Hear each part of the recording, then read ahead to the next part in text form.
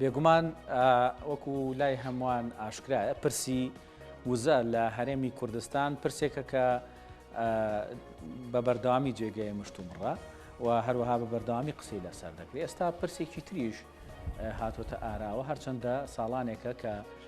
پرسی غازی سروشتی لە هەرێمی کوردستان هەیە و کۆمپانیا هەیە غازی سروشتی لێرە بەرهەم دەهێنێ، بەڵام ئێستا بابەتێکی تر هاتوۆتە پێشەوە کە باز لەوە دەکرێت غازی سروشتی بنێرێتە دەرەوەی هەرێمی کوردستان. با بزانین ئەم پرسە چۆن مامەڵی لەگەڵ دەکرێت و بە شێوەیەکی گشتی پرسی وزە لە هەرێمی کوردستان چۆن مامەڵی لەگەڵا کراوە، ئەرێنی بۆ یان نەرێنی بووە و ئەگەر بێتە سەر ئەم پرسەشیان کە پرسی گازی سروشتیە ئەمەیان چۆن مامەڵی لەگەڵا بکرێت و هەروەها ئەگەرەکانی بەرەمهێنان بەو شێوەیە هەیە کە بتوانرێت هەناردەی دەرەوەی هەرێمی کوردستان بکرێن. بابەتەوە چەندین پرسیاری تر ئاراستەی بەڕێز هاوڕێ لەتیف کە بەڕێز مامۆستای زانکۆن و لە ستۆدیۆ میوانمانن. مامۆستا هاوڕێ بەخێر بێت، زانیت باش کاکڕەنج بەخێربێنانی کورسار نیوز و بەیانی بەڕێستان باش.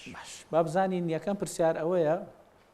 ئەو مامەڵەی کە لەگەڵ پرسی نەوتاکراوە لەگەڵ پرسی غازی شائەکرێ و ئایی بکرێت. طبعا لە ڕابردووە ئەوەی کە هەیە لە هەرێمی کوردستانە بەگشتی مامەڵەکان لەگەڵ سەرچاوەکانی وزە بەداخەوە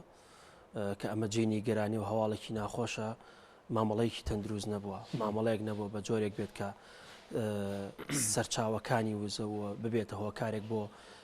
گەشە سەندنی ئابووری لە هەرێمی کوردستان لە دواییە ببێتە هۆی خۆشگوزەرانی و لایڤین ستاندارد بۆ خەڵکی کوردستان بە شێوازێکی گشتی دابین بکات. ئەمە تایبەت بە سەرچاوەکانی وزە و بە تایبەتی سێکتەری نەوت، ینی ئەکرێت بڵێن سێکتەری نەوت لە هەرێمی کوردستان نەبووەتە سێکتەرێک کە ژیانێکی خۆش، ژیانێکی ئارام بۆ هاوڵاتیانی هەرێمی کوردستان دابین کە بۆیە بە شێوازێکی گشتی ئەتوانین ئەمە زیاتر ڕوون بکەینەوە. بۆ طبعاً ئێمە ئەزانین چەند مانگێک پێش ئێستا لە وەرزی زستان بووین تەماشاکەی ئەم وڵاتی ئێمە نەوت هەناردەی وڵاتانی دەرەوە ئاکات،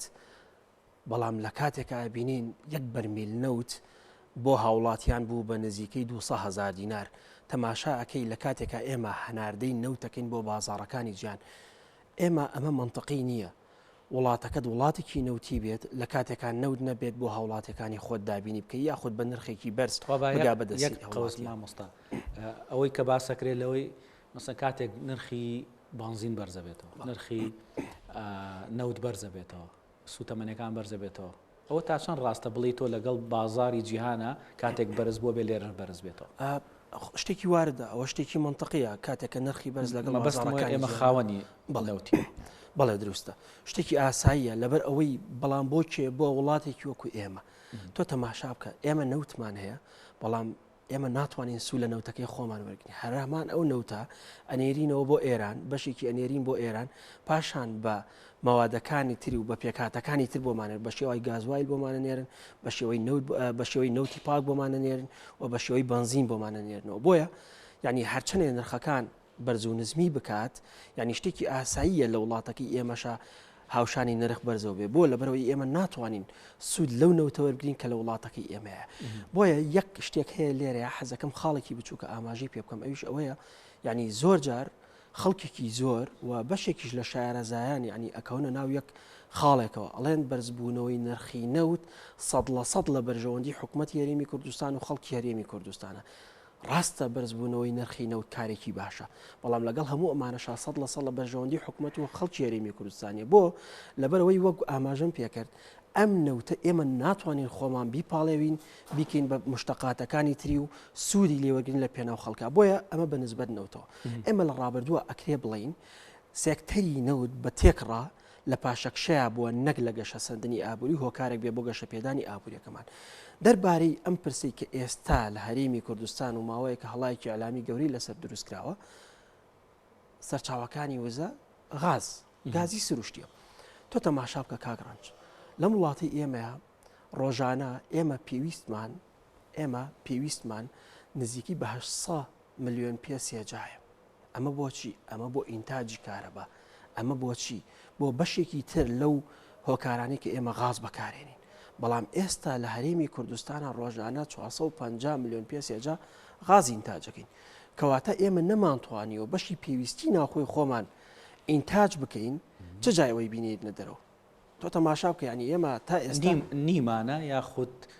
بەشی ئەوە ناکە ئینتاجی بکەین بەرهەمهێنانەکەمان بەشی ئەوە ناکە بەڵێ خۆشببختانە بڕێکی ئێزگار گەورە غازی سروشتی لە وڵاتی ئێمە یابوونی هەیە بەڵام بەداخەوە ئێمە نەمانتوانێت تا ئێستا ئیسیغلالی بکەین نەمانتوانێت پەری پێبین بۆ ئەوەی کە بتوانین سوودی بۆ ناوخۆ و بتوانین بینێرین بۆ وڵاتانی تر بە تایبەتی بۆ عێراقی بنێرین بۆی کە بیفرۆشینەوە پێی و داهاتێکمان بەدەست بکەوێتەوە بۆیە بە شێوازێکی گشتی ئێمە ئەگەر جارێکی تر ئەم پرسە گەرمەی کە ئێستا شقامەکانی هەرێمی کوردستانی تەنیوەتەوە هەتا هاوسەرۆکی یەکێتی نیشتمانی کوردستان کە بڕیارێکی دەرکردووە ئەڵێت بە هیچ شێوە ئێمە غاز هەنادەی وڵاتانی دەرەوە ناکەین یاخۆت ناهێڵێن غاز بڕاتە دەرەوە ینی ئێمە لە هەرێمی کوردستان لە ڕاستیان ناتوانین بەشی پێداویستی ناخۆی خۆمان ئینتاجکەین اینجا ئەمە لایەنێکی سیاسی هاتووە ئێستا بە جۆرێک لە جۆرەکان ئیستیغلالی ئەم بارودۆخاکە بۆ ئەوەی کە هەڵایەکی ئەلامی دروستکات ئەڵێ ئێمە غاز ئەنێرینە دەرەوە لە بەداخەوە کە ئەمە نانێرێتە دەرەوە ئەوان ئەڵێن ئێمە بۆیە غازە نێرینە دەرەوە بۆی ئێمە بچینە زیاتر بڕۆینە سەر نەخشەی جیهانی لە وزەیە ینی زیاتر پێگەی خۆمان بگرین بەڵام ئەوی کە من ئەوەی کە سەرنجم لێوەکو ڕۆژنامە نووسێ ئەوەی بینیمە گرێبەستەکانی نەوت ینی زیاتر ئەگەر بڵێم شتێک کەمتر لە نیوەی پارەکە ئەبا یعنی ئەوەی کە پارەی نەوتە ئەیبا ینی ئێمە چ قازانجێکەکەین لەوە زۆر زیاتر لە نیوەی پارەی نەوتە ئەبات لەو گرێبەستانە لەو کۆنتراکتانی کە لەگەڵ کۆمپانیا نەوتیەکان ناکرەوە بە هەمان شێوەش ئەمەی کە ئێستاش هەیە دەربارەی غازی سروشتی ئێمە ناتوانین بەشی ناوخۆی وڵاتەکەی خۆمان دابین بکەین تۆ تەماشا بکە گەر ئێمە غاز بنێرینە دەرەوە چی ڕوایەت وەکو ئەوە وایە لە وەرزی زستانە ئێمە چۆن 200,000 بە چی بە بەرمیلێن نەوت تۆ تەماشا بکە هەر مانگێک پێش ئێستا سرەی گیرا بوو بە هەفتە سرەی گیرا و بە 3 ڕۆژ بە 4 ڕۆژ بۆچی بۆ بەدەستهێنانی یەک بتڵێکی خاص کەواتە ئەمە گرفتە لە هەرێمی کوردستانە کەواتە ئەمە بە شێوازێک لە شێوازەکان بە باشی نەتوانراوە مامەڵە لەگەڵ سەرچاوەکانی وزەیە بکرێت نەتوانراوە بە شێوازێک ئیستیغلال بکرێت بۆەوەی کە سوودی بۆ دانیشتوانی هەرێمی کوردستانەبی یەک پرسێکی تر هەیە کاگڕنج لە ئێستاە پرسێکە بەڕاستی پرسێکی گەرمە تۆ تەماشا بکە ئەمڕۆ بەیانی سبەی یەکەم ڕۆژی جەژن یاخود بەرەو عارفا ئاڕۆین تۆ تەماشا بکە بەشێک لە دانیشتوانی ئەم شاری سلەیمانیا تا ئێستا موچەی وەرنەگرتووە یعنی ئمە هۆکارەکەی بۆ چیە گەڕێتەوە هۆکارەکەی بۆ ئەو ململانێ سیاسیا گەڕێتەوە هۆکارەکەی بۆ ئەو دەستە یاخود ئەو پلانە سیاسیە خراپە ئەگەڕێتەوە کە دژی خەڵکی ئەم شارە بەکارهێنراوە تۆ تەماشا بکە لە ڕووی باجەوە لە ڕووی ڕسم و گومرگ و هەموو ئەم شتانەوە تەماشاکەی لە ڕووی بازرگانیەوە تەماشاکەی لە ڕووی گەشت و گوزارەوە ئەم شارە پلانێک یاخود سیاسەتێکی زۆر خراپ لەسەرێتی کە دەستی گرتووە بە قورجی ئابووری شاری سلەیمانی ینی بەداخەوە ئەمەش هۆکارەکەی بۆ چیە گەڕێتەوە هۆکارەکەی وەک ئاماژەم پێکرد ململانەیەکی زۆر خراپ هەیە کە دژی خەڵکی ئەم شارە بەکاری هێنن ینی تۆ تەماشا بکە ئێستا من لە بەرنمەیەکی تریشە ئاماژەم پێکرد 150 نەخۆش لە 150 مناڵ ژێرپەنجەیەتی لە نەخۆشخانەی هیوا لەم شاری سلەیمانیا وردەوردەوە پارە نامێنە دەرمانی بۆ بکە تۆ تەماشا بکە جوڵەی بازرگانی هەرچی ئیسیسمارات و یەک پرۆژه ئیسیسماری لەم شاری سلەیمانیا نەماوە تۆ تەماشا بکە ئێستا چەمچەماڵ خاوەنی زۆرترین غازی سروشتیە ئەکرێ بڵێن لە سا 75 بۆ 80 غازی سروشتی هەموو کوردستانیە و ئەکرێ بڵین بەو غازە سروشتیە نزیکەی شەشەمی گازە لەسەر ئاستی هەموو بازاڕە نێودەوڵەتەکانە ئێستش دایکی ئەنفالێک دایکی شەهیدێک ئەم جەژنە پارەی پێ نییە موچەی وەرنەگرتووە هەر نمونەی چەمچەماڵ با دەرنەچینەوە غازی سروشتی لەوەیە و بەرهەمهێنان لەوێ ئەکرێ و بەکاری ژەهێندێ بۆ هەرێمی کوردستان بەڵام یعنی لە کاتێکا تۆ غازی سروشتی لێەوە بەرەهێنیت و بڵێن بەرهەمهێنانی تیاکەی تا ئێستا حکوومەت هەرێمی کوردستان نەیتوانیوە تەنانەت ئاوی خواردنەوە بە شێوەیەکی باش دابین کا بۆ ئەو شارە بە ڕێژەیەکی باش یعنی خەتێک ڕاکێشێ بۆ ئەوێ سوودمەند نەبووە لە بەشێک لەو پارێ بۆ خزمەت گوزارەکانی خۆشی ئیتر چۆن یعنی ئەتوانێ مەسەلەن بە جیهان بڵێ من ئەوە وەبەرهێنان لە غازاکەم و ئەینێرم بۆ تۆش بەڵێ بەداخەوە ینی بەداخەوە زۆر بەداخەوە ئەمە ینی ئەوەی کە لە هەرێمی کوردستان هەیە ڕۆژ بە ڕۆژ سیاسەتی شۆک ئامێز ئەبین ینی تەسەورەکەی کاگڕنج هەندێک هەواڵ هەیە ینی شۆکەبی بەرامبەری ینی سەر ڕای ئەوەی کە چەمچەماڵ ئێستا ئەکرێ بڵین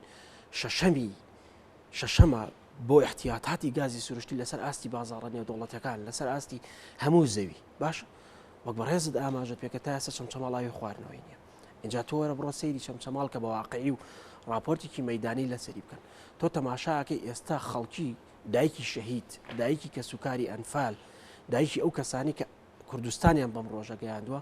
بۆ ئەم جەژنە چاوەڕی خێرخوایە کە بڕوا کیلۆیە گۆشت 6 کیلۆ برنجی بۆ بکڕێ بۆی لە دەرگاکەوە بیاتێ. ئێستا هاتووە ئەم سیاسەتە ینی ئەڵێ من غاز هەناردەی دەرەواکەم، ئەمە نازانی لە کۆ سەرچاواگرێ، نازانی ئەم بەلا ڕێدابردنی خەڵکی کوردستان بەلا ڕێدابردنی شەقامی کوردی بۆ تاوانبارکردنی مەسەلەن لایەنی سیاسی بۆ تاوانبارکردنی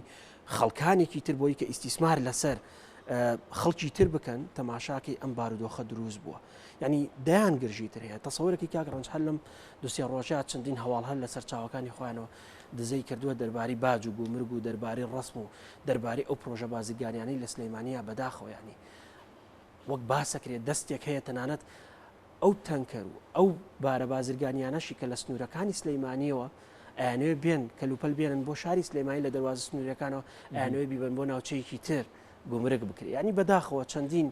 سیاسەتی خراپ بەکاری هێنرێن لە هەرێمی کوردستان سەرڕای ئەوەی کە ئێستا ئێمە سەرچاوەکانی وزە و سێکتەری وزە لە هەرێمی کوردستانە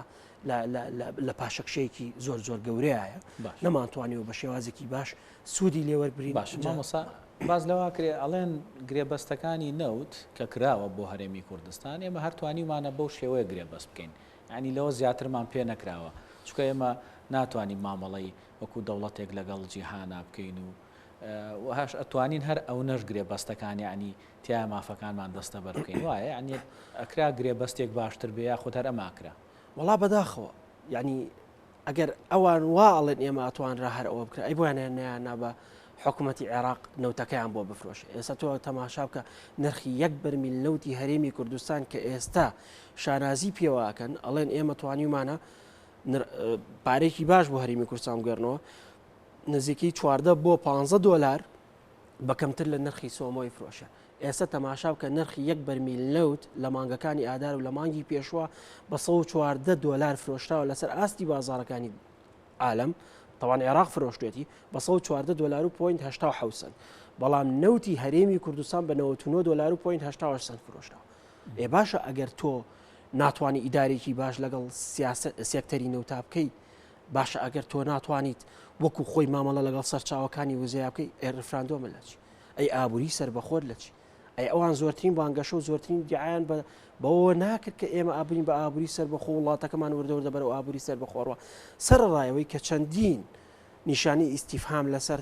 ئابووری سەربەخۆیە کە لە ڕاستیا و ئابووری سەربەخۆ نییە تۆ پشت بە سەرچاوەکانی وزە و بە تایبەتی سێکتەری نەوت ببەستی بۆ لە بەرەوەی ئەم نەوتە ڕووی لە دەرەوەیە هێندە ڕووی لە دەرەوەی هێندە کڕیار و تەنانەت وە بەرهێنەرەکانی وڵاتانی ترن ئەوەنە کوردنین بۆیە بە شێوازێکی گشتی ئەمە لە ڕاستیە زۆر نامەنتەقیە بڵێ وڵا ئێمە هەر ئەوەنە ئەتوانین مامەڵە لەگەڵ سەرچاوەکانی وزەیە بکەین و ئەوەشی کە کردومانە شتێکی باشمان کردووە ئەی باشە تۆ بۆ هەموو نەوتەکەی خۆت تەسلیمی دەسی تورکیا کردووە کەواتە ئێمە هیچ شتێکی نەوتمان ئێستا لەژێر دەسەڵاتانی ئێمە بەشێکین پاشکۆی وڵاتی تورکیاین بۆ نەوت باشە ئەگەر یەکێتی نیشتیمانی کوردستان و بەڕێز هاوسەرۆکی یەکێتی ئەم بڕیاری نایە پرسیارێک بۆ هەموو خەڵکی کوردستان ئایا غازی سروشتی بە دەردی نەوت ناڕۆی ئایا غازی سروشتی ئێستا لەژێر کۆنتترۆڵا دەرناچوو سەرڕایەوەی کە ئێمە پێداویستینەوە خۆی خۆمانیە و ناتوانین پێداویستیەکانمان پڕکەینەوە کەواتە بۆ خۆی ئەمە یەکێکی ترە لەو گرفتانی کە لە هەرێمی کوردستان بوونیە هەموو هەوڵێکین هەموو شتێک تاقی ئەەکەینەوە لە کۆتایە کە بە زەرەر بەسەر خەڵکی کوردستان ئاشکایەوە ئەڵین وڵا ئێمە هەر ئەوە نەمان پێکرێ بۆیە باشترە وازی لێبن ئەگەر پێتان ناکرێت باش ئەوەی کە تێبینیمان کردووە لە ماوەی چەند ساڵی ڕابردووە لەگەڵ ئەوەی کە نەوتمان فرۆشتووە وەکو هەرێمی کوردستان بەڵام قەرزێکی زۆریشمان بەسەرەوە بە ملیارەها دلار قەرزمان بەسەرەوە باشە بەم شێوەیە ئەگەر مامەڵە لەگەڵ غازەکەی بکەین ینی قەرزەکانمان ئەوەندەی تر کەڵەکە نابێ لە ڕاستیا پرسی غاز زۆر هەستیاترە لە پرسی نەوت بۆ لەبەر ئەوەی پرسی غاز یەکێکە لەو فاکتەرانەی کە ڕاستەوخۆ مامەڵە لەگەڵ چیاکەین مامەڵە لەگەڵ گەورەترین کۆمپانیەکانی ئیسیسماریاکەین پرسی غاز لە ئێستایا پرسێکی حساسە بووە بە پرسێکی نێودەوڵەتی و بووە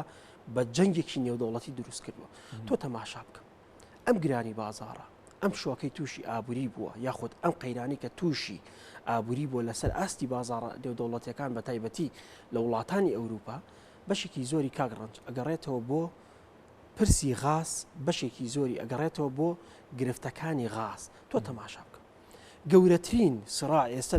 لە نێوان یەکێتی ئەوروپا لەگەڵ وڵاتی رووسایە وڵاتی رووسایەکێکە لە وڵاتانی کە زۆرترین غاز بۆ بازاڕەکانی ئەوروپا دابینەکان وڵاتی رووسایەکێکە لەو وڵاتانی کە زۆرترین غاز بۆ وڵاتانی سین دابینەکات تۆ تەماشا بکە کەواتە ئێستا پرسی غاز یەکێکە لە پرسە هەستیارەکان لەسەر ئاستی بازاڕەکانە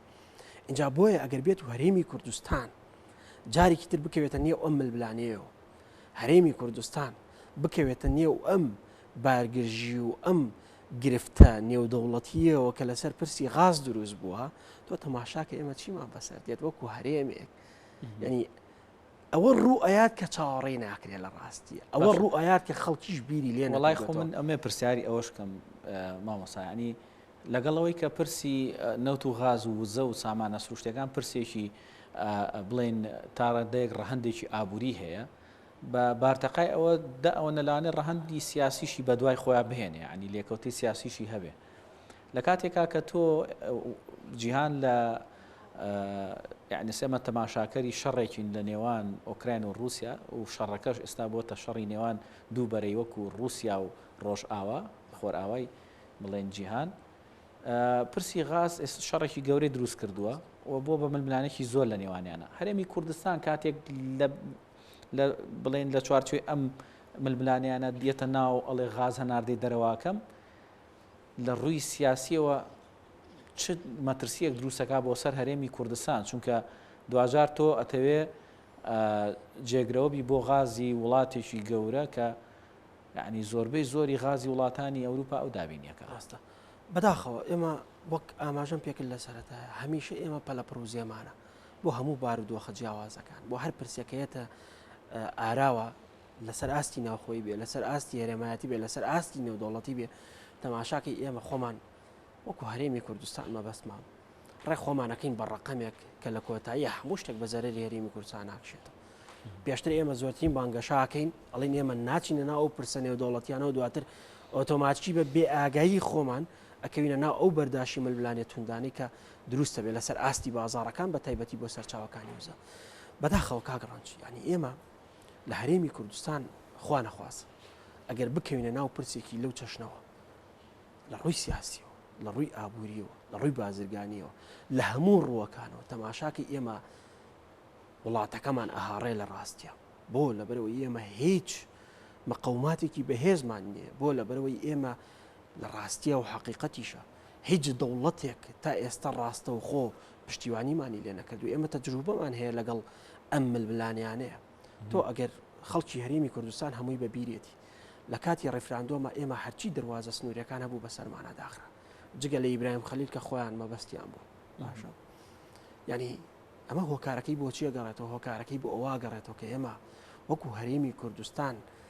دۆستێکمانە وەکو هەرێمی کوردستان ئێمە پشتیوانێکی ئابووریمانە پشتیوانێکی سیاسیمانە بۆیە لە هەموو حاڵەتەکانە داخڵبوونی هەرێمی کوردستان بە هەر بارودۆخێکی ناوخۆیی بێ هەرێمایەتی بێ و دەرەکی بێت ئەبێتە هۆکارێک کە تیا هەمیشە خەڵکی کوردستان زەرمەند دەبێت تۆ تەماشا بکە لە ڕابردووە نرخی کاڵا و خزمەت گوزارەکان نرخی نەوت نرخی بنزین نرخی گازوایل هەرچی جلوبەرگێ هەرچی خواردەمەنیەکانی هەر هەمووی نرخەکانی زیاد بوو کێ زەرێری کرد خەڵکی کوردستان زەرێری کرد بۆیە بە بڕوای من یعنی باشترین و ژیرانەترین سیاست لەم بارودۆخەیە لە هەرێمی کوردستانە جێبەجێ بکرێت ئەوەیە کە ئێمە بتوانین لە ناوخۆی وڵاتەکەی خۆمانە ئێمە بتوانین یەکگرتوو بین لە ناوخۆی وڵاتەکەی خۆمانە ئێمە بتوانین ڕێ بکەوین تۆ تەماشا بکە کاگڕانج ئێمە تەجروبەی زۆر تاڵمان هەیە لە ڕابردووە کە تیا خەڵکی کوردستان زۆرترین قوربانیەوە کە تیا خەڵکی کوردستان زۆرترین زەرمەند بووە لە ململانیەکانمان اینجا بۆیە دەربارەی پرسی نەوت دەربارەی پرسی غاز پێویستە هەرێمی کوردستان زۆر بە ئاگایانە هەرچەنە پرسی نەوت تا ڕادێک لەژێر دەستمانە دەرچووە لەژێر کۆنتترۆڵا دەرچووە بۆیە چیتر پێویستە حکوومەتی هەرێمی کوردستان و هەرێمی کوردستان بەگشتی مامەڵەیەکی ژیرانەتر لەگەڵ پرسی غازا بکات ئەگەر بێت و پرسی غاز لە دەستمان دەربچێت وەک چۆن بۆ 50 ساڵ سێکتەری وزە و سەرچاوەکانی وزە بە تایبەتی نەوت لە دەستمان دەرچووە بگرە ئەکرێ بڵێم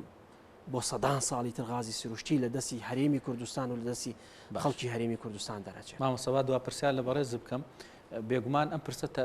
کە پرسی غاز و پرسی وزە و نەوت بە شێوەیەکی گشتی پرسێک نییە تایبەتمەند بێت تەنها بە هەرێمی کوردستان خۆتە زانی ململانێ هەیە و کێشە هەیە لە نێوان هەرێمی کوردستان و بەغدایە ساڵانێکی زۆرە و یانێ ئەو کێشەیە چارەسەر بکرێت. هەرچەندە بەم دواییانە دادگای فدرالی عێراق بڕیارێکی دەرکرد لە دژی سێکتەری نەوت لە هەرێمی کوردستان یعنی ئەگەر بەردەوامی بدەین بەم شێوەیە لە غازیشە ڕوبەڕووی بڕیارێکی قورستر نابینەوە لەو دادگایەوە لە عێراقەوە. واللهی هەمیشە چاوەڕی خراپەکەی بەداخەوە ئەمە هەواڵێکی ناخۆش هەمیشە چاوەڕی خراپەکەی بۆ سەرچاوەکانی وزە و بۆ سیاسەتی وزە لە هەرێمی کوردستان. یعنی ئێمە تا ئێستا ئەگەر 100% پابند بین و ئەژبێ پابند بین ئەمڕۆ ناسبەی سبەی ناساڵێکی تر ئەوە بڕیارێکە و بەرزترین ئاستی دادگای فیدرال لە عێراقا دەری کردووە پێویستە ناچارمانەکە پێوی پابند بین. بۆیە بە شێوازێکی گشتی هەر جوڵەیەکی ترمان هەر هەنگاوێکی ترمان بەزەرەر بۆ خەڵکی هەرێمی کوردستان ئەشکێتەوە. تۆ تەماشا بکە هەر بە پێی ئەو یاسایی کە ئێستا هەر بە پێی ئەو پرۆژەی ئەو قەراری کە لە بانکی ببوورە دادگای فیدرال لە عێراق دەری کردووە ئێمە ناچارەکە هیچ مامەڵەیەکی بازرگانی بە چیەوە نەکەین بە سەرچاوەکانی وزە و بە نەوت و گازەوە نەکەین نەکەر بۆ نەوت بۆ گازیش ئێمە حەسر کردووە نابێ ئێمە چی بکەین مامەڵە بە گازەکە شۆ بکەین. بەڵام شتێک هەیە لێرەیە شەر نییە 100% ئەو بڕیاری دادگای فیدرال یعنی دەستوری و یاسایی بێ هەر بە پێی دەستوری عێراق هەندێ مافیداوە بە حکوومەتی هەرێمی کوردستان بەڵام دەرچوون یاخود حساب نەکردن بۆ ئەو بڕیاری دادگا 100% ڕەفزکردنەوەی ئەو بڕیاری دادگا لە ڕاستیە ئێمە تووشی زەرری خراپترکات ئێمە بەرەو هەنگاوی خراپتر ئەنێت. تۆ تەماشا بکە ئێمە لەم چەند ڕۆژەی ڕابردووە ینی زۆرترین هەوڵەکان دراوە بەس بۆەوەی چی بکرێت بەس بۆی ئەو 200 ملیارە لە بەغاوە بنێنێت. ینی بەداخۆ تۆ لەلایەک داواکەی چاو لە دەستی عێراق 200 ملیارە بۆ بنێرە بۆ موچەی خەڵکی هەرێمی کوردستان لەلایەک ترەوە ییت دژایەتیەکەیت و نەوتەکەت ئەنێری بۆ وڵاتێکی تر بە نرخێکی کەمتر بیفرۆشتەوە باشە ئەو نەوتەی کە هەتە باشە ئەو کە غازەی کە هەتە ئەقەی چیەکە ئەمە تورکە ئەمە عارەبە باشە ئێمە بەشێکین لە وڵاتی عێراق بۆ بیر ناکەیتەوە ئەم نەوتەی و ڕادستی سۆمۆ بکەی کە بڕێکی پارەی ێزگار گەورەتر ئەگەڕێتەوە بۆ خەڵکی وڵاتەکەی تو و لەگەڵ هەموو ئەمانەشە خەڵکیش بەگشتی سوودمەند دەبێلی. دەستە خۆش زۆر سپاس بۆ مامۆستا هاوڕێی لەتیف کە بەڕێز مامۆستای زانکۆن و پسپۆری ئابوورین زۆر سپاس بۆ ئەوەی کامڕۆ لەگەڵمانە ئامادە بووی بەخێر بێ سەرچاوان.